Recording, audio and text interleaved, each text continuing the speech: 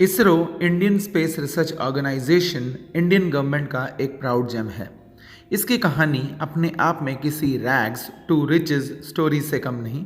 आज हम चंद्रयान 3 को एक सक्सेस स्टोरी के रूप में जानते हैं, तो बहुत ज़रूरी है उसके पीछे उन अनसंग हीरोज़ की कंट्रीब्यूशन और इसरो के पीछे की हिस्ट्री को जानना। ये फ्रेंड्स, ये डॉक्यूमेंट्री स्टूडेंट्स की स्कूल स्टडीज़ और फ्यूचर प्रिपरेशंस को ध्यान में रखकर बनाया गया है। तो फिर शुरू करते हैं। ये कहानी शुरू होती है 1957 में, जब यूएसए और यूएसएसआर के बीच में कोल्ड वॉर जोरों पर था और इसी प्रतिस्पर्धा में आगे निकलने के लिए यूएसएसआर यानी कि प्रेजेंट डे रशिया ने इसी साल स्पुतनिक 1 यानी कि पहला आर्टिफिशियल सैटेलाइट लॉन्च किया। उसी साल हमारे देश के प्रधानमंत्री पंडित जवाहरलाल नेहरू ने संसद में एक बिल पास किया जिसका नाम साइंटिफिक पॉलिसी रेजोल्यूशन था। इसका मकसद रिसर्च और डेवलपमेंट की फील्ड्स में वैज्ञानिकों को हर मदद करना and as a result department of atomic research बना, जिसे लीड करने के लिए senior nuclear physicist Homi J Bhabha को चुना गया। देन 1962 में स्पेस रेस में बड़े देशों की अप्रोच को देखते हुए होमी भाभा ने INCSPER यानी कि Indian community of space research constitute किया, जिसके चेयरमैन डॉक्टर विक्रम अम्बालाल साराभाई को अपॉइंट किया जाता है। डॉक्टर विक्रम साराभाई फिजिस्ट और साथ के साथ एस्ट्रोनॉमर थे जिन्होंने स्पेस रिसर्च की फील्ड में इंडिया की शुरुआत की।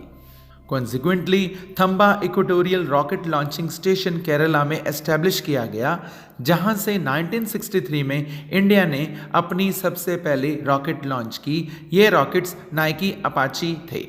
हालांकि ये बहुत ही मुश्किल दौर था, जहां एक तरफ 1962 इंडो चाइना वॉर था और दूसरी तरफ देश में फाइनेंशियल क्राइसिस और फूड शॉर्टेजेस थी।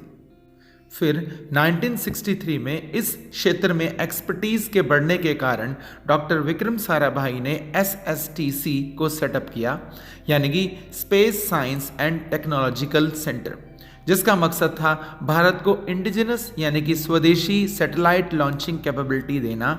और यही था विजनरी स्टेप जिसकी मदद से इसरो ने आज नासा, रॉसकॉस्मोस जैसी एजेंसीज के साथ बराबरी करना सीखा। इसका क्रेडिट डॉक्टर विक्रम साराभाई को जाता है, जो कि एक स्पेशल डॉक्यूमेंट्री अपने आप पर डिजर्व करते हैं। देन 15 अगस्त 1969 एक मेमोरेबल दिन बन जाता है, जबकि इनकॉस्पर यानी कि INCOSPAR का नाम बदलकर इसरो रख दिया गया। इंदिरा गांधी गवर्नमेंट के दौरान इस डिपार्टमेंट ने डिपार्टमेंट ऑफ एटॉमिक एनर्जी के नीचे काम किया।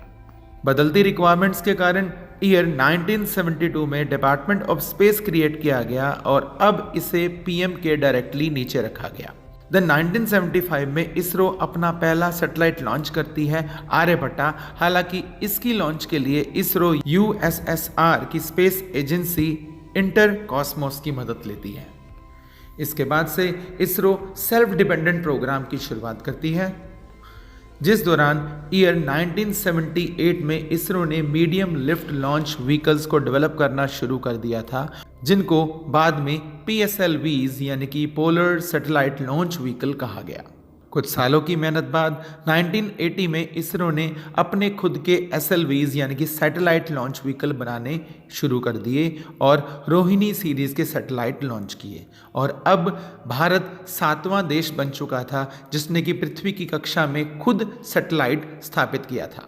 हमें इसके लिए डॉक्टर APJ अब्दुल कलाम के योगदान को नहीं भूलना चाहिए। इस सैटेलाइट सीरीज की मदद से आज हम multi band communication, radar imaging, optical imaging और मेटेरोलॉजिकल स्टडीज करने में सक्षम है।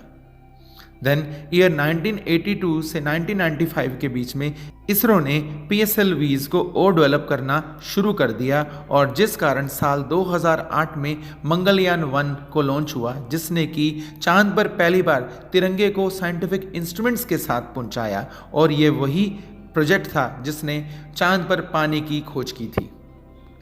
देन 2014 में PSLVs की मदद से मंगलयान को मार्स की कक्षा में पहले प्रयास में दाखिल करके इसरो ने पूरी दुनिया में तहलका मचा दिया। और साल 2017 में पहली बार 104 सैटेलाइट्स को पीएसएलवी की मदद से सक्सेसफुली स्पेस में सेटल करके इसरो ने एक और वर्ल्ड रिकॉर्ड अपने नाम कर लिया। Dear friends, we should not forget कि ये वही इसरो है जिसको कि एलीट स्पेस क्लब में शामिल करने पर मजाक उड़ाया गया था और न्यूयॉर्क टाइम्स में ये कार्टून छापा गया था। दोस्तों, इसरो आज पीएसएलवी की मदद से 12.8 टन ऑफ फ्यूल कैरी कर सकती है और 1500 केजी से ज़्यादा हैवी सैटेलाइट ले जाने के काबिल है। बट आवर साइंटिस्ट सेड ये दिल मांगे मोर, और इसलिए उन्होंने जीएसएलवीज को डेवलप करने की शुरुआत की, जो कि आज 2000 केजी वेट के सैटेलाइट को कैरी करने की कैपेसिटी रखते हैं।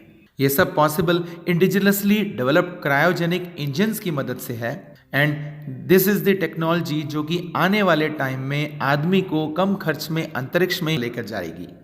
मूविंग फर्दर, इसरो ने आज हमारे देश के डिफेंस सेक्टर को अपने दुश्मन मुल्कों से कई कदम आगे कर दिया है। इंग्लिश में एक कहावत है कि every problem is stepping stone to success. असल में 1999 में कारगिल वॉर के दौरान अमेरिका ने अपना जीपीएस हमारे साथ साझा करने से मना कर दिया था, तो इसरो ने देश का जीपीएस सिस्टम यानी कि नाविक 3 डेवलप किया, जिसे नेविगेशन विद इंडियन कॉन्स्टलेशन के नाम से जाना जाता है। विद दिस हम अपनी टेरिटरी के साथ साथ बॉर्डर से 1500 किलोमीटर्स तक के एरिया को 5 मीटर तक की एक्यूरेसी से मॉनिटर कर सकते हैं। इसके अलावा RISAT यानी कि रडार इमेजिंग सैटेलाइट सभी मौसम में सर्वेलेंस कर सकता है। RASI-2 बॉर्डर सर्वेलेंस के साथ साथ इन्फिल्ट्रेशन यानी कि घुसपैठ एंटी टेररिस्ट ऑपरेशंस में मदद करता है। कार्टोसैट सीरीज दूर दराज के इलाके जैसे कि सियाचिन आदि की निगरानी और रिसोर्स मैनेजमेंट के इस्तेमाल में मदद करती है। एमिसेट यानी कि इलेक्ट्रॉनिक सर्वेलेंस सैटेलाइट मैरीटाइम यानी कि ऑन-सी ऑपरेशंस में मदद करता है, और हम आज दुश्मन के रडार लोकेशंस को भी ट्रेस कर सकते हैं। एंड नॉट टू फॉरगेट, आज हमारे पास एंटी सैटेलाइट मिसाइल्स भी हैं जो कि 300 किलोमीटर ऑर्बिट रेंज में दुश्मन के सैटेलाइट को भी निशाना बना सकती हैं। यह सब जानने के बाद ये जानना ज़रूरी है कि इसरो नासा के मुकाबले आज कहाँ खड़ा है। ये अंदाज़ा लगाने के लिए इंडिया का मंगलयान, जिसे इसरो ने एक हॉलीवुड फिल्म इंटरस्टेलर से भी कम बजट में कामयाब किया था, काफ़ी है। इस पर इंडियन खर्च $74 मिलियन था, जबकि ऐसे प्रोजेक्ट्स पर नासा 9 गुना ज़्यादा यानी कि $671 मिलियन खर्च कर चुकी थी। देन फ्रेंड्स, इंडिजिनाइजेशन वो कारण है जिसकी मदद से हम महत्वपूर्ण कंपोनेंट्स को खुद तैयार कर सकते हैं और हमको कॉस्टली इंपोर्ट्स की ज़रूरत नहीं। हम reusable satellite launching vehicle PSLVs की मदद से अपने वेस्ट को भी घटा सकते हैं, और इसकी तुलना नासा आज की डेट में एक्सटर्नल प्लेयर्स की ज़्यादा मदद ले रही है, जैसे कि SpaceX। देन फ्रेंड्स, इसरो की एक कामयाबी का राज अपने साइंटिस्ट और टेक्नीशियंस को परमानेंट जॉब देना भी है, जबकि नासा ऐसे प्रोजेक्ट्स के लिए मैन पावर को कॉन्ट्रैक्ट्स पर हायर करती है।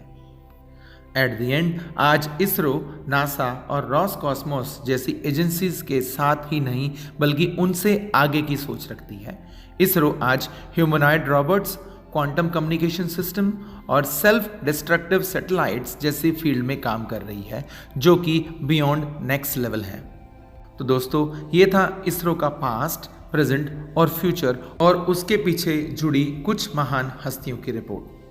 ये वीडियो ख़त्म करने से पहले क्या आपको लगता है कि भारत बहुत जल्द ही सुपर पावर बन जाएगा? हमें अपने कमेंट्स और सुझाव लिखना मत भूलें।